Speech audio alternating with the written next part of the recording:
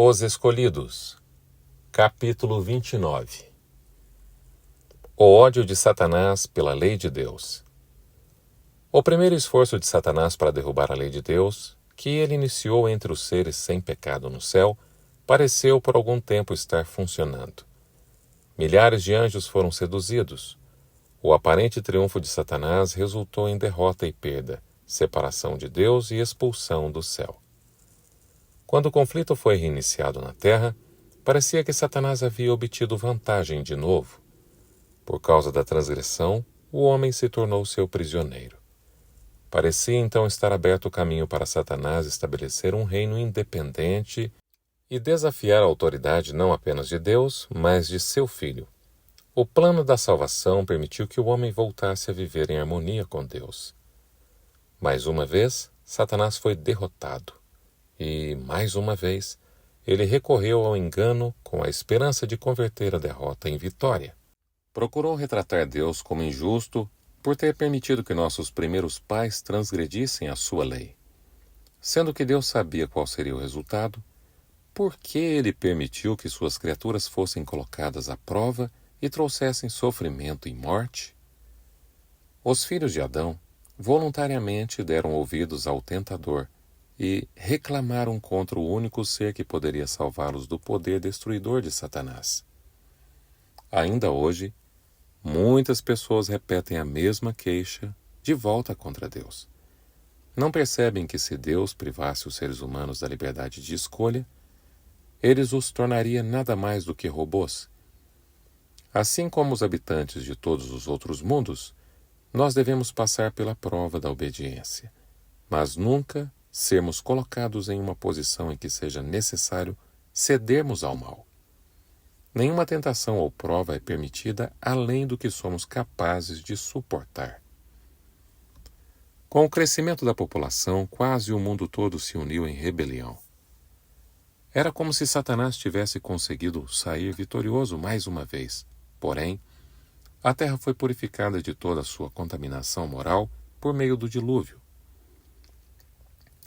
Por que Deus escolheu Israel? Assim diz o profeta: ainda que se tenha compaixão do ímpio, ele não aprenderá a justiça, e não vê a majestade do céu. Isaías 26, verso 10. Foi assim após o dilúvio. Os habitantes da terra se rebelaram contra o Senhor. Era a segunda vez que o mundo rejeitava a aliança com Deus. Tanto o povo que viveu antes do dilúvio como os descendentes de Noé rejeitaram a autoridade divina. Deus então fez uma aliança com Abraão e escolheu para si um povo a fim de que este se tornasse o guardador da sua lei. Satanás começou a armar suas ciladas para seduzir e destruir esse povo. Os filhos de Jacó foram tentados a se casar com pessoas idólatras e adorar seus ídolos. Entretanto, a fidelidade de José foi um testemunho da verdadeira fé. Satanás lutou para apagar essa luz por meio da inveja dos irmãos de José, fazendo com que ele fosse vendido como escravo, mas a vontade de Deus prevaleceu. Ao se manter fiel a Deus, tanto na casa de Potifar como na prisão, José foi educado e preparado para ocupar o cargo de primeiro-ministro da nação. Sua influência foi sentida em toda a terra do Egito e o conhecimento do verdadeiro Deus se espalhou amplamente até os lugares mais distantes. Os sacerdotes idólatras ficaram alarmados. Instigados por Satanás, em sua hostilidade para com o Deus dos céus, usaram de todos os meios para apagar essa luz. Depois que Moisés fugiu do Egito, a idolatria voltou a prevalecer. Ano após ano, as esperanças dos israelitas iam se acabando. O povo e o rei zombavam do povo de Israel. Esse espírito de oposição foi aumentando até o ponto em que se revelou por meio do confronto entre Faraó e Moisés. Quando o líder hebreu se apresentou diante do rei com uma mensagem enviada pelo Senhor, o Deus de Israel, não foi por desconhecer o verdadeiro Deus, mas o desafio ao seu poder que o inspirou a perguntar: quem é o Senhor, para que eu lhe obedeça? Não conheço o Senhor e não deixarei Israel sair, Êxodo 5, versículo 2. Do início ao fim, a oposição de Faraó foi motivada pelo ódio e o desafio. Nos dias de José, o Egito tinha sido um refúgio para Israel. Deus foi honrado pela bondade demonstrada ao seu povo. E então, aquele que é misericordioso e compassivo deu tempo para que cada juízo por ele enviado realizasse a sua obra. Os egípcios tiveram a prova do poder de Jeová e todos os que quisessem poderiam se submeter a Deus e escapar de seus juízos. A obstinação do rei apenas resultou no avanço do conhecimento do verdadeiro Deus e levou muitos egípcios a se entregarem a ele. A grande idolatria dos egípcios e a sua crueldade durante a última parte da peregrinação dos hebreus em suas terras deveria ter feito os israelitas se afastarem da idolatria e os levado a fugir para o Deus de seus pais em busca de refúgio. Satanás cegou a mente deles, levando-os a imitar as práticas de seus senhores pagãos. Ao chegar o tempo da libertação de Israel, Satanás se propôs a manter aquele povo, mais de 2 milhões de pessoas, na ignorância, superstição, cegueira e escravidão para que pudessem apagar de sua mente a lembrança de Deus. Quando Moisés realizou os prodígios diante do rei, Satanás tentou contrafazê-los e resistir à vontade de Deus. Isso apenas preparou o caminho para maiores demonstrações de seu poder e de sua glória. Deus fez o seu povo sair cheio de júbilo e seus escolhidos com cânticos alegres, para que obedecessem aos seus decretos e guardassem as suas leis. Salmo 105, versos 43 a 45. Durante o cativeiro no Egito, muitos israelitas tinham perdido grande parte do conhecimento sobre a lei de Deus e misturaram os princípios da lei com os costumes e tradições pagãos. O Senhor os levou até o Sinai e de lá ele proclamou sua lei. Até mesmo enquanto Deus proclamava sua lei no Sinai, Satanás estava preparando suas armadilhas para levar o povo a pecar.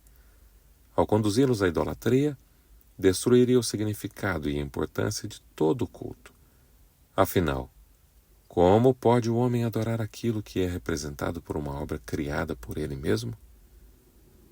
Se dessa maneira o povo se esquecesse de seu relacionamento com Deus e se prostrasse diante desses objetos repulsivos e insensíveis, então as más paixões do coração não teriam restrições e Satanás poderia controlá-los sem nenhum limite.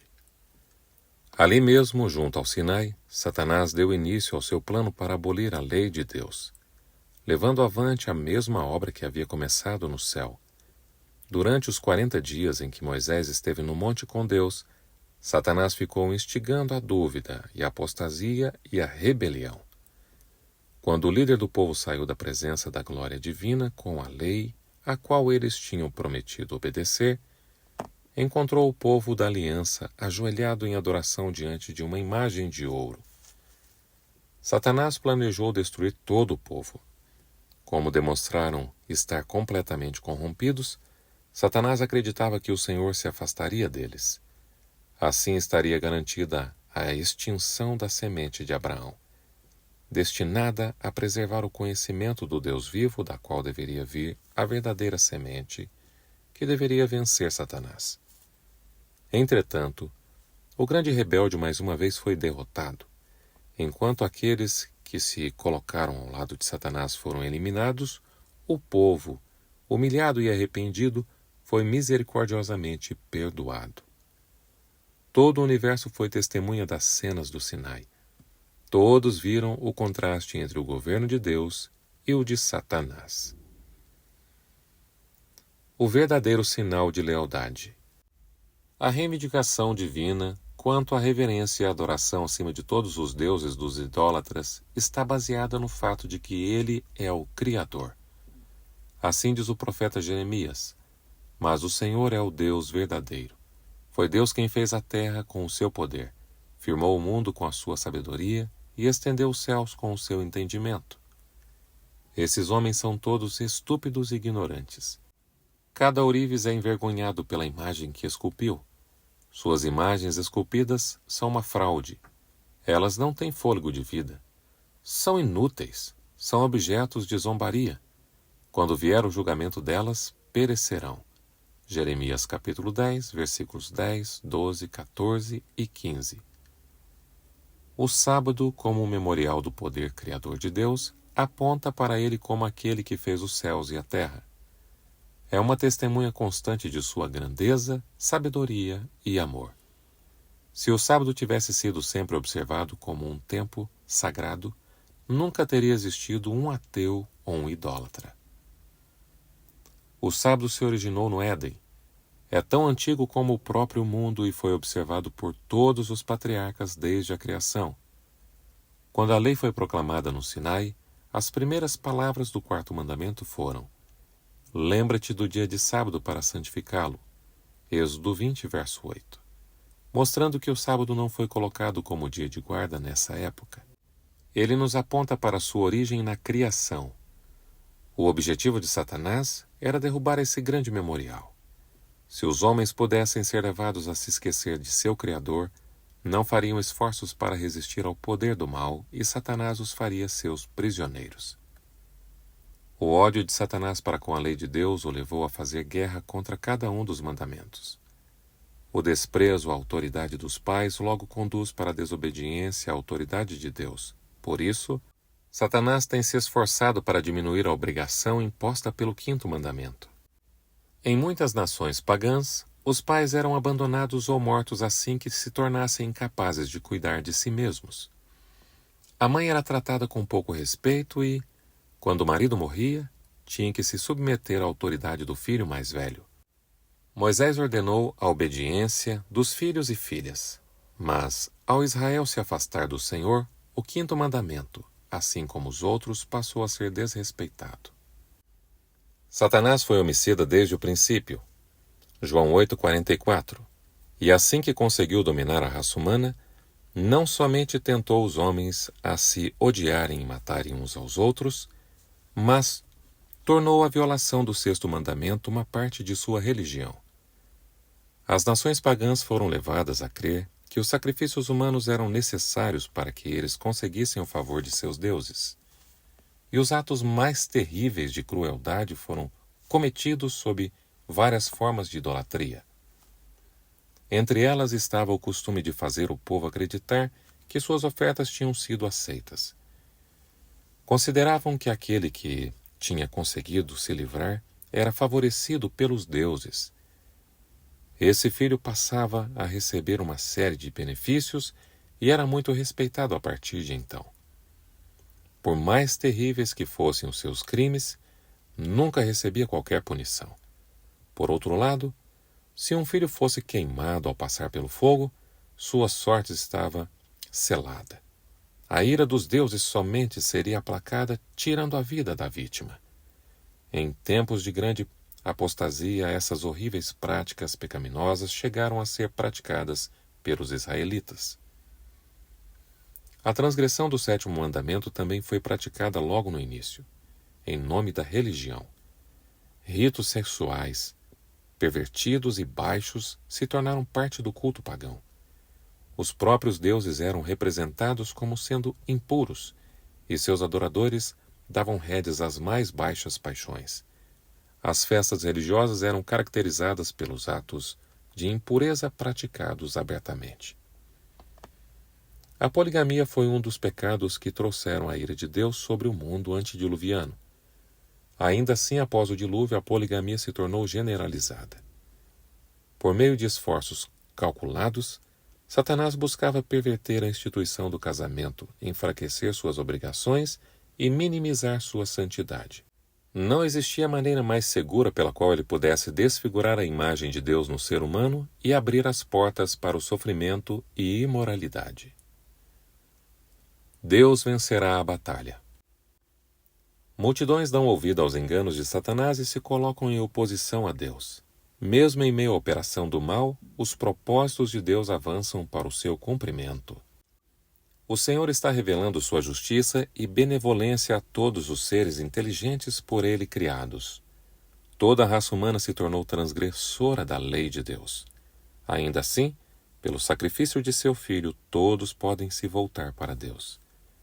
Por meio da graça de Cristo, são capacitados a obedecer à lei do Pai.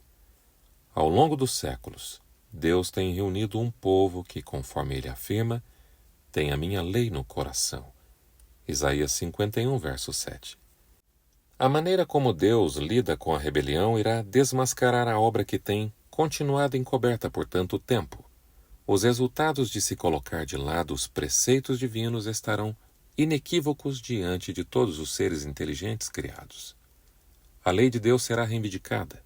Na presença de todo o universo como testemunha, o próprio Satanás confessará a justiça do governo de Deus e a imparcialidade da sua lei. Os terrores do Sinai deveriam representar as cenas do juízo para o povo. O som da trombeta convocava Israel para se encontrar com Deus. A voz do arcanjo e a trombeta de Deus convocarão os vivos e os mortos de toda a terra para estarem diante da presença de seu juiz. No grande dia do juízo, Cristo virá, na glória de seu Pai com seus anjos, Mateus 16, verso 27. Todas as nações estarão reunidas diante da sua presença. Quando Cristo vier em glória com seus santos anjos, toda a terra será iluminada com a extraordinária luz da sua presença. Nosso Deus vem, certamente não ficará calado. À sua frente vai um fogo devorador e ao seu redor uma violenta tempestade. Ele convoca os altos céus e a terra para o julgamento de seu povo. Salmos 50, versos 3 e 4. Isso acontecerá quando o Senhor Jesus for revelado lá dos céus, com seus anjos poderosos, em meio às chamas flamejantes. Ele punirá os que não conhecem a Deus e os que não obedecem ao Evangelho de nosso Senhor Jesus. 2 Tessalonicenses, capítulo 1, versos 7 e 8. Quando Moisés saiu da presença divina, no monte, o Israel culpado não suportava a luz que glorificava o seu rosto. Muito menos os pecadores poderão olhar para o Filho de Deus quando ele aparecer na glória de seu Pai, rodeado por todos os seus santos anjos, para executar o juízo sobre os transgressores da lei e aqueles que rejeitaram a obra da expiação feita por ele. Então os reis da terra, os príncipes, os generais, os ricos, os poderosos, se esconderão em cavernas e entre as rochas das montanhas, e dirão aos montes e às rochas: caiam sobre nós e escondam-nos da face daquele que está sentado no trono, pois chegou o grande dia da ira deles. E quem poderá suportar? Apocalipse 6, versículos 15 a 17. Satanás tem defendido que bons resultados poderiam vir com a transgressão, mas ficará constatado que o salário do pecado é a morte. Romanos 6, versículo 23. Pois certamente vem o dia ardente como uma fornalha. Todos os arrogantes e todos os malfeitores serão como palha. E aquele dia que está chegando, ateará fogo neles, diz o Senhor dos Exércitos. Não sobrará raiz ou galho algum. Malaquias 4, verso 1. Em meio à tempestade do juízo divino, os filhos de Deus não terão motivos para temer. O Senhor será um refúgio para o seu povo, uma fortaleza para Israel. Joel capítulo 3, verso 16. O grande plano da redenção tem o propósito de trazer o mundo de volta ao favor de Deus. Tudo que foi perdido pelo pecado será restaurado. Não somente a raça humana será restaurada, mas toda a terra, para se tornar o lar eterno daqueles que foram obedientes. Então se cumprirá o propósito original de Deus na criação. Os santos do Altíssimo receberão o reino e o possuirão para sempre, sim, para todos sempre. Daniel 7, verso 18. Os sagrados mandamentos de Deus, aos quais Satanás demonstrou toda a sua oposição, agressividade e procurou destruir, serão honrados por todo o universo sem pecado. Assim, o soberano, o Senhor, fará nascer a justiça e o louvor diante de todas as nações. Isaías 61, versículo 11. O fim do capítulo 29.